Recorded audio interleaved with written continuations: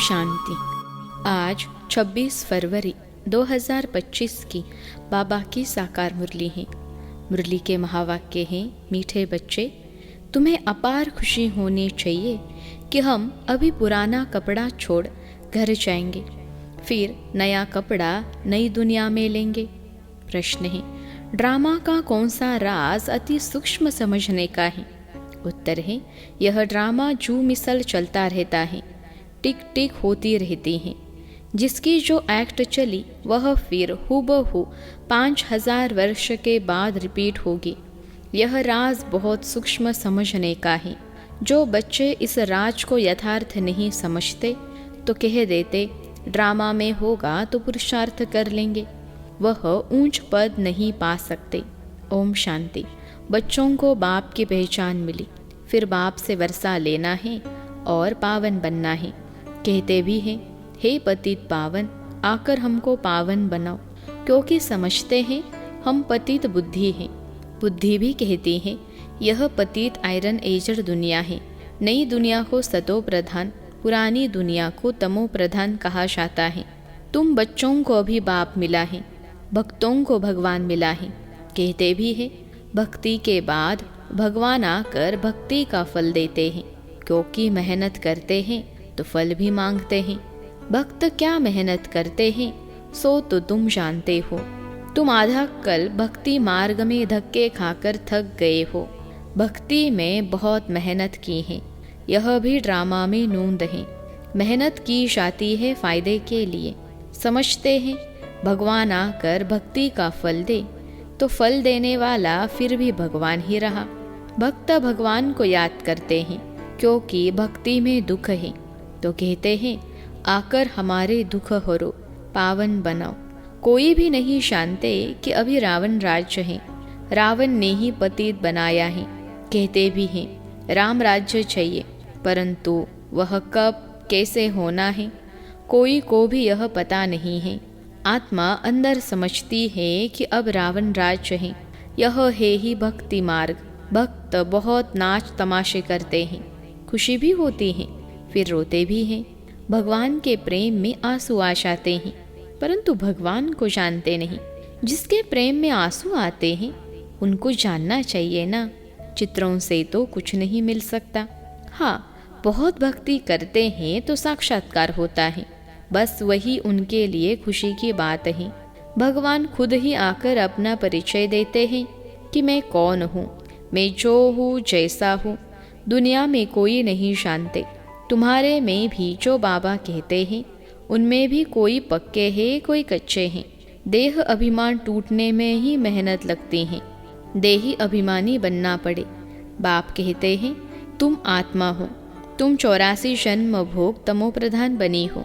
अभी आत्मा को तीसरा नेत्र मिला है, आत्मा समझ रही है। तुम बच्चों को सारे सृष्टि चक्र का नॉलेज बाप देते हैं। बाप नॉलेजफुल हैं तो बच्चों को भी नॉलेज देते हैं। कोई पूछे सिर्फ तुम ही 84 जन्म लेते हो? बोलो हाँ, हमारे में कोई 84 कोई 82 जन्म लेते हैं। बहुत में बहुत 84 जन्म ही लेते हैं। 84 जन्म उनके हैं जो शुरू में आते हैं। जो अच्छी रीति पढ़कर ऊंच पद पाते हैं वह जल्दी आएंगे, माला में नज़दीक पिरोए जाएंगे। जैसे नया घर बनता रहता है तो दिल में आता जल्दी बन जाए तो हम जाकर बैठें। तुम बच्चों को भी खुशी होनी चाहिए। अभी हमको यह पुराने कपड़े छोड़ नए लेने हैं। नाटक में एक्टर्स आधा घंटा पहले से ही घड़ी को देखते रहते हैं, टाइम पूरा हो तो घर जाए। वह टाइम आ जाता है। तुम बच्चों के लिए बेहद की घड़ी है। तुम जानते हो जब कर्मातीत अवस्था को पाएंगे तो फिर यहाँ रहेंगे नहीं। कर्मातीत बनने लिए भी याद में रहना पड़े, बड़ी मेहनत है। नई दुनिया में तुम जाते हो, फिर एक एक जन्म में कला कम होती जाती है। नए मकान में 6 मास बैठो तो कुछ न कुछ दाग आदि हो जाते हैं ना, थोड़ा फर्क पड़ जाता है। तो वहाँ नई दुनिया में भी कोई तो पहले आएंगे, कोई थोड़ा देरी से आएंगे। पहले जो आएंगे उनको कहेंगे सतो प्रधान, फिर आहिस्ते आहिस्ते कला कम होती जाती हैं। यह ड्रामा का चक्र जू मिसल चलता रहता है। टिक टिक होती रहती हैं। तुम जानते हो, सारी दुनिया में जिसकी जो भी एक्ट चलती है वह चक्र फिरता रहता है। यह बड़ी सूक्ष्म बातें हैं समझने की। बाप अनुभव से सुनाते हैं। तुम जानते हो, यह पढ़ाई फिर 5000 वर्ष बाद रिपीट होगी। यह बना बनाया खेल है। इस चक्र का किसको पता नहीं है। इसका क्रिएटर, डायरेक्टर, मुख्य एक्टर कौन है, कुछ भी नहीं जानते। अभी तुम बच्चों को पता है। हम 84 जन्म भोग अब वापिस जाते हैं। हम आत्मा हैं। देही अभिमानी बने तब खुशी का पारा चढ़े। वह है हद का नाटक, यह है बेहद का। बाबा हम आत्माओं को पढ़ा रहे हैं। यह नहीं बताएंगे कि फलाने समय यह होगा। बाबा से कोई भी बात पूछते हैं तो कहते हैं ड्रामा में जो कुछ बताने का है वह बता देते हैं। ड्रामा अनुसार जो उत्तर मिलना था सो मिल गया, बस उस पर चल पड़ना है। ड्रामा बिगर बाप कुछ भी नहीं कर सकते हैं। कई बच्चे कहते हैं ड्रामा में होगा तो पुरुषार्थ कर लेंगे। वह कभी ऊंच पद पा नहीं सकते। बाप कहते हैं पुरुषार्थ तुमको करना है। ड्रामा तुमको पुरुषार्थ कराता है। कल्प पहले मुहाफिक कोई ड्रामा पर ठहर जाते हैं कि जो ड्रामा में होगा, तो समझा जाता है इनकी तकदीर में नहीं है। अब तुमको स्मृति आई है, हम आत्मा हैं। हम यह पार्ट बजाने आए हैं। आत्मा भी अविनाशी है, पार्ट भी अविनाशी है। 84 जन्मों का पार्ट आत्मा में नूंदा हुआ है, फिर वही पार्ट बजाएंगे। इसको कहा जाता है कुदरत। कुदरत का क्या और क्या विस्तार करेंगे। अब मुख्य बात है पावन जरूर बनना है। यही फिक्रात है। कर्म करते हुए बाप की याद में रहना है। तुम एक माशूक के आशिक होना। एक माशूक को सब आशिक याद करते हैं। वह माशूक कहते हैं अभी मुझे याद करो, मैं तुमको पावन बनाने आया हूँ। तुम मुझे ही पतित पावन कहते हो, फिर मुझे भूल गंगा को क्यों पतित पावनी कहते हो। अभी तुमने समझा है तो वह सब छोड़ दिया है। तुम समझते हो बाप ही पतित पावन है। अब पतित पावन श्री कृष्ण को समझ कभी याद नहीं करेंगे, परंतु भगवान कैसे आते हैं यह कोई नहीं जानते। श्री कृष्ण की आत्मा जो सतयुग में थी वह अनेक रूप धारण करते करते अभी तमो प्रधान बनी है, फिर सतो प्रधान बनती हैं। शास्त्रों में यह भूल कर दी है। यह भी भूल जब हो तब तो हम आकर अभूल बनाए ना। यह भूले भी ड्रामा में है, फिर भी होंगी। अब तुमको समझाया है। शु भगवानुवाच, भगवान कहते भी शु को है। भगवान तो एक ही होता है। सब भक्तों को फल देने वाला एक भगवान, उनको कोई भी जान नहीं सकते। आत्मा कहती है ओ गॉड फादर। वो लौकिक फादर तो यहाँ है, फिर भी उस बाप को याद करते हैं तो आत्मा के 2 फादर हो जाते हैं। भक्ति मार्ग में उस फादर को याद करते रहते हैं। आत्मा तो है ही। इतनी सब आत्माओं को अपना अपना पार्ट मिला हुआ है। एक शरीर छोड़ फिर दूसरा ले पार्ट बजाना होता है। यह सब बातें बाप ही समझाते हैं। कहते भी हैं हम यहाँ पार्ट बजाने आए हैं। यह एक मांडवा है, उनमें यह चांद सितारे आदि सब बत्तियाँ हैं। इन सूर्य चांद सितारों को मनुष्य देवता कह देते हैं, क्योंकि यह बहुत अच्छा काम करते हैं, रिमझिम करते हैं, किसको तकलीफ नहीं देते हैं, सबको सुख देते हैं, बहुत काम करते हैं, इसलिए इनको देवता कह देते हैं। अच्छा काम करने वाले को कहते हैं ना, यह तो जैसे देवता हैं। अब वास्तव में देवताएं तो सतयुग में थे, सब सुख देने वाले थे, सबकी प्रीत थी, इसलिए देवताओं से उनकी भेंट की है। देवताओं के गुण भी गाए जाते हैं, उन्हों के आगे जाकर गाते हैं हम निर्गुण हारे में कोई गुण नहीं, आप ही तरस परोई। आपको तो तरस पड़ता होगा। बाप कहते हैं तरस पड़ता है, तब तो फिर से आया हूँ तुमको गुणवान बनाने। तुम पूज्य थे, अब पुजारी बने हो, फिर पूज्य बनो। हम सो का अर्थ भी तुमको समझाया है। मनुष्य तो कह देते आत्मा सो परमात्मा, परमात्मा सो आत्मा। बाप कहते हैं यह रॉन्ग है।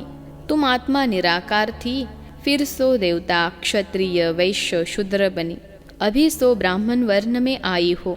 आत्मा पहले सतो प्रधान, सतो रजो तमो में आती है। अभी तुम बच्चे समझते हो यह नॉलेज बाबा कल्प कल्प संगम युग पर हमको आकर देते हैं। बरोबर भारत स्वर्ग था, वहाँ कितने थोड़े मनुष्य होंगे। अभी कलयुग है, सब धर्म आ गए हैं।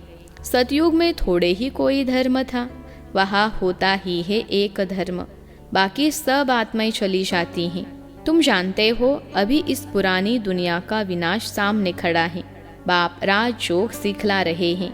कोई भी आए बोलो यह बेहद की घड़ी है। बाप ने दिव्य दृष्टि दे यह घड़ी बनवाई है। जैसे वह घड़ी तुम घड़ी घड़ी देखते हो, अब यह बेहद की घड़ी याद पड़ती है। बाप ब्रह्मा द्वारा एक धर्म की स्थापना, शंकर द्वारा आसुरी दुनिया का विनाश कराते हैं। बुद्धि भी कहती हैं चक्र फिरना जरूर है। कलयुग के बाद सतयुग आएगा। अभी मनुष्य भी बहुत हैं, उपद्रव भी बहुत होते रहते हैं। मुसल भी वही है। शास्त्रों में तो कितनी कथाएं बना दी हैं। बाप आकर वेदों शास्त्रों का सार समझाते हैं। मुख्य धर्म भी 4 हैं। यह ब्राह्मण धर्म है 5वां, सबसे ऊंचते ऊंच यह है छोटा धर्म। यज्ञ की संभाल करने वाले ब्राह्मण हैं। यह ज्ञान यज्ञ है। उपद्रव को मिटाने के लिए यज्ञ रचते हैं। वह समझते हैं यह लड़ाई आदि न लगे। अरे लड़ाई नहीं लगेगी तो सतयुग कैसे आएगा?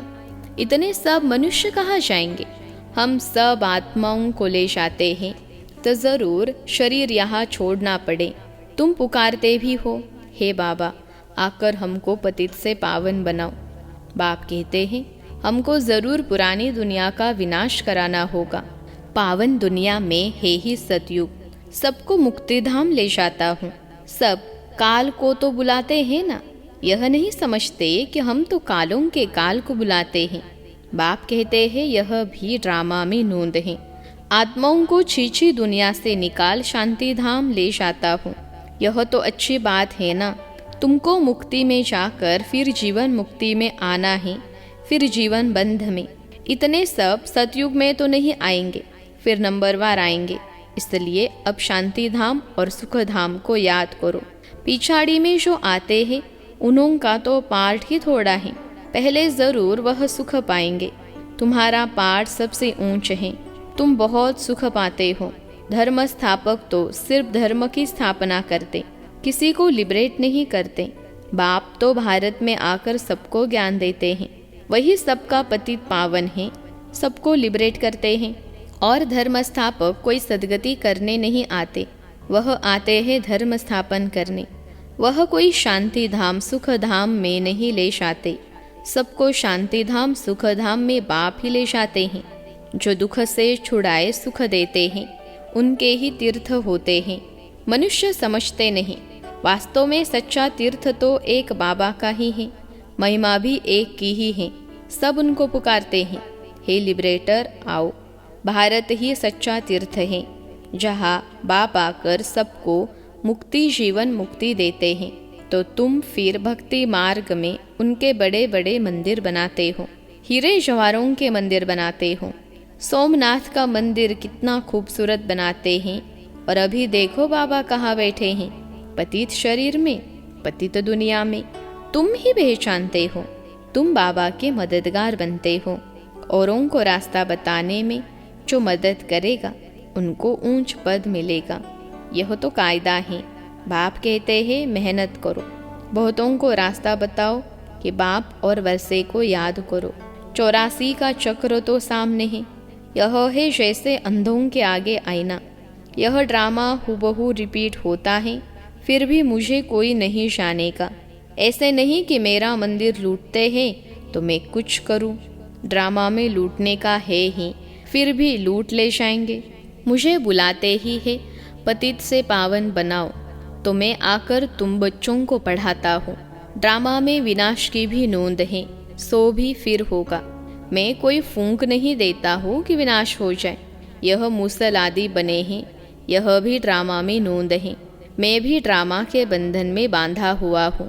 मेरा पार सबसे बड़ा है, सृष्टि को बदलना, पतित से पावन बनाना। अब समर्थ कौन, मैं या ड्रामा? रावण को भी ड्रामा अनुसार आना ही है। जो नॉलेज मेरे में है वह आकर देता हूँ। तुम शिव बाबा की सेना हो, रावण पर जीत पाते हो। बाप कहते हैं सेंटर्स खोलते रहो।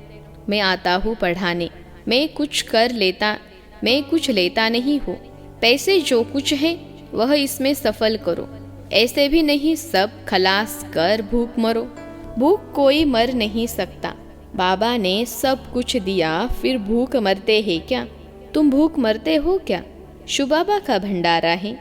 आजकल तो दुनिया में देखो इतने मनुष्य भूख मरते रहते हैं। अभी तुम बच्चों को तो बाप से पूरा वर्षा लेने का पुरुषार्थ करना है। यह है रूहानी नेचर क्योर।